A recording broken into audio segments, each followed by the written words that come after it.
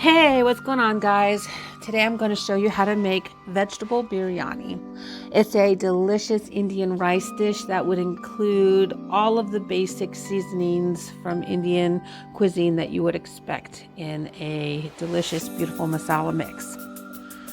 The ingredients and the instructions for this recipe is listed in the description of this video, and I'm also happy to take questions. One of the biggest hurdles for people who don't cook often going into new cuisine is the lack of familiarity with ingredients, and that's really the major hindrance. And cooking really just means you need to take your time to learn about all of these ingredients. So if you haven't made German food, pick one recipe and go from there. In this particular recipe, I'm using a ton of basic Indian seasonings that are in everyday cooking, which I happen to use actually across the board in other cuisines. Actually, my standard staple is coriander, cumin, and sesame seed, which is a beautiful combination to, Tex-Mex, to Indian, to Israeli food, and it doesn't necessarily turn the food into Indian flavored food. It just enhances the flavor in other ways that you never would have expected. And all of the seasonings used in this recipe makes a basic masala mix that can be used in other Indian recipes as well. For instance, this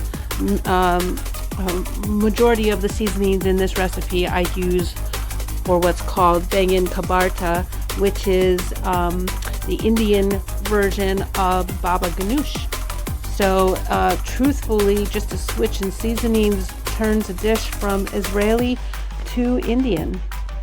Prep time for this dish is about 30 minutes and with about 25 minutes of cook time, and only includes 2 stretches of time that require a little bit of patience. Getting on the path of cooking good food means that you have to meet 3 basic demands, honestly, which is 1, develop a relationship with your seasonings and food ingredients. You know, like any relationship you build with other humans or their tools, the more you know, the better off you are as far as knowing what to do with those ingredients. And also, honestly, pushing the boundaries with those ingredients, using trial and error as you cook, helps define and makes you that much more of a better chef. So developing a relationship with your food ingredients is key.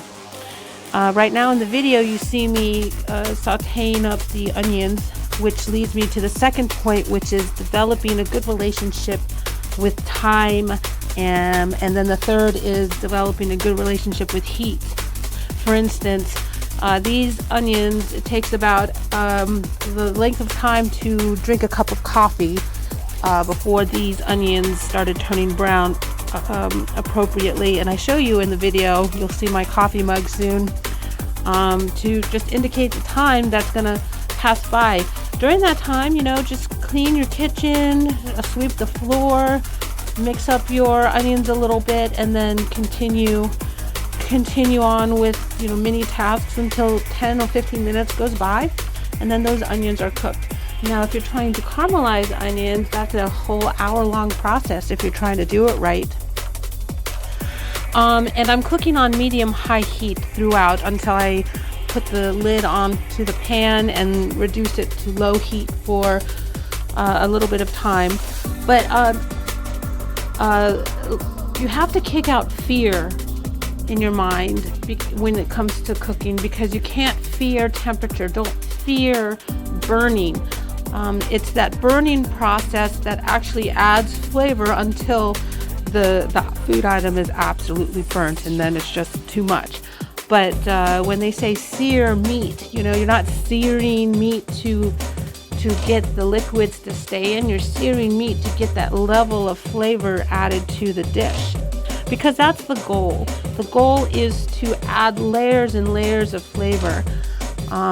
Your first approach to recipes that you find online should include the assumption that it's an incomplete recipe.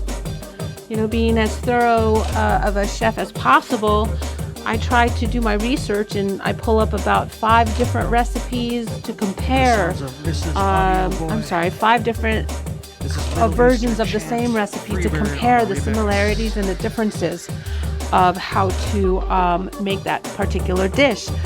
Reading the comments and looking for that beautiful golden nugget of information that turns a basic dish into an amazingly